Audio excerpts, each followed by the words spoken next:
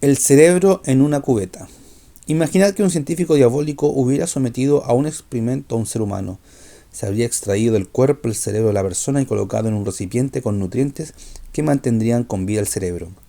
Las terminaciones nerviosas estarían conectadas a una computadora supercientífica, capaz de provocar en la persona la ilusión de que todo es completamente normal. Parecería haber gente, objetos, el cielo, etc. Pero en realidad todo lo que la persona experimentaría sería el resultado de impulsos que van desde la computadora hasta las terminaciones nerviosas. ¿Se trata de una pesadilla de ciencia ficción? Tal vez, pero eso es exactamente lo que diríamos si fuéramos un cerebro metido en una cubeta. Si nuestro cerebro estuviera en un recipiente en vez de en el cráneo, cada una de nuestras experiencias sería exactamente igual que si hubiéramos vivido en un cuerpo real inmerso en el mundo real. El mundo circundante, esta silla, el libro que sostenéis con las manos y las propias manos, forman parte de la ilusión, la poderosísima computadora del científico introduce en nuestros cerebros los pensamientos y las sensaciones. Probablemente no creáis ser un cerebro flotando en una cubeta. Es posible que la mayoría de los filósofos no crean ser cerebros en cubetas. Pero no se trata de que lo creamos, sino tan solo de admitir que no es posible tener la certeza de lo que no lo somos.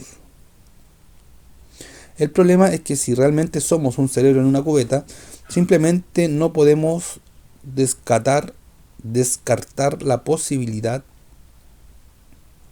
Todas las cosas que creemos conocer del mundo serían falsas. La mera posibilidad parece minar nuestras pretensiones de conocimiento acerca del mundo exterior. ¿Existe alguna forma de escapar de la cubeta? Los orígenes de la cubeta. El clásico y elocuente relator moderno del cerebro en una cubeta lo urdió el filósofo norteamericano Hilary Putnam en su libro Razón, Verdad e Historia, 1981. Pero el germen de la idea se remonta mucho más atrás. El experimento mental de Putnam actualiza una historia de terror del siglo XVII, el genio maligno, Malingenier, convocado por el filósofo francés René Descartes en sus meditaciones de 1641. El propósito de Descartes consistía en edificar el conocimiento humano sobre fundamentos inquebrantables, para lo cual adoptó la duda metódica. Desechaba cualquier creencia susceptible al menor grado de incertidumbre. Tras señalar el carácter engañoso de nuestros sentidos y la confusión propia de los sueños, Descartes llevó su duda hasta el límite. Debo suponer que algún genio maligno inmensamente poderoso y astuto ha dedicado todas sus energías a engañarme. Debo pensar que el cielo, el aire, la tierra, los colores, las formas, los sonidos y todas las cosas externas son meras ilusiones oníricas que este genio ha inventado para cautivar mi juicio.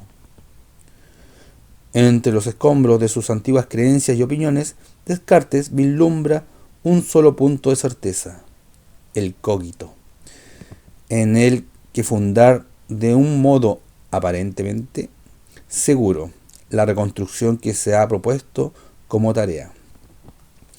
Desgraciadamente para Putnam y Descartes, aunque ambos están haciendo de abogado del diablo, al adoptar posiciones escépticas para frustrar el escepticismo, a algunos filósofos le han impresionado más su habilidad para plantear el atolladero del escepticismo que sus posteriores tentativas para salir de él. Apelando a su propia teoría causal del significado, Putnam intenta mostrar que la escena del cerebro en una cubeta es incoherente, pero a lo sumo parece conseguir mostrar que, de hecho, un cerebro es una cubeta no podría expresar el pensamiento de ser un cerebro en una cubeta. Efectivamente, demuestra que el estado del ser un cerebro envasado es invisible e indescifrable para el espíritu, pero no está claro que esta victoria semántica, si lo es, consiga resolver el problema relativo al conocimiento. El escepticismo. El término escéptico se aplica comúnmente a la persona con tendencia a dudar de las creencias aceptadas. o habituadas a desconfiar de la gente o de las ideas en general. En este sentido, el escepticismo puede caracterizarse como una tendencia saludable o un ejercicio propio de mentes abiertas que consisten en someter a prueba y demostrar las creencias comúnmente aceptadas. Un estado mental semejante suele ser una salvaguarda útil contra la credulidad, pero a veces también puede desembocar en la tendencia de dudar de todo, con independencia de las razones para hacerlo.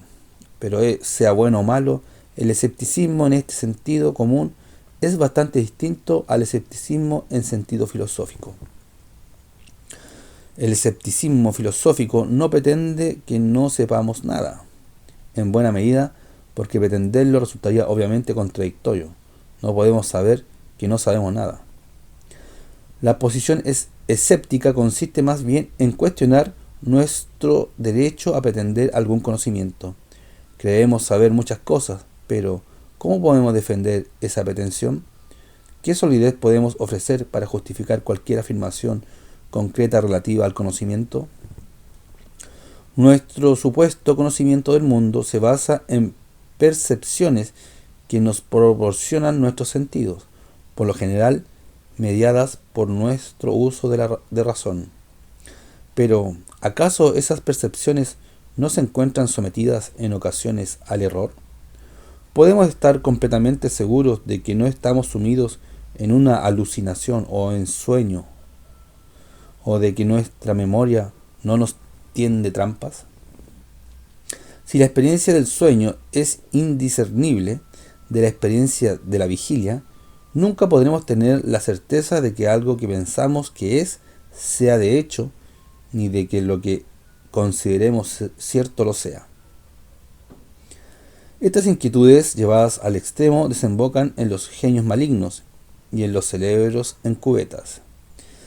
La epistemología, el ámbito de la filosofía consagrada al conocimiento, determina qué sabemos y cómo lo sabemos, e identifica en qué condiciones algo debe ser conocido para ser considerado conocimiento.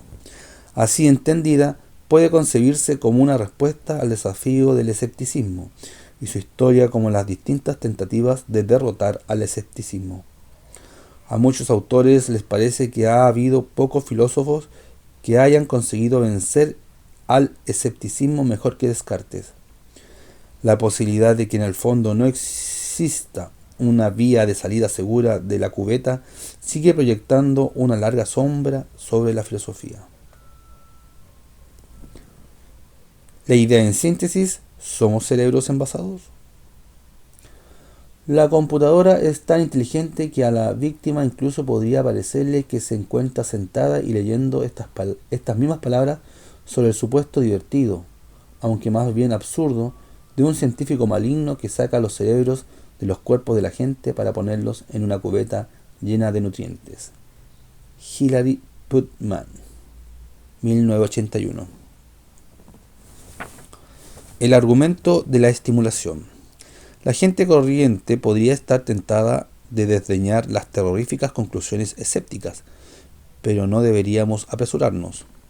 Por lo demás, un ingenioso argumento inventado recientemente por el filósofo Nick Bostrom sugiere que es muy probable que ya estemos viviendo en una simulación informática.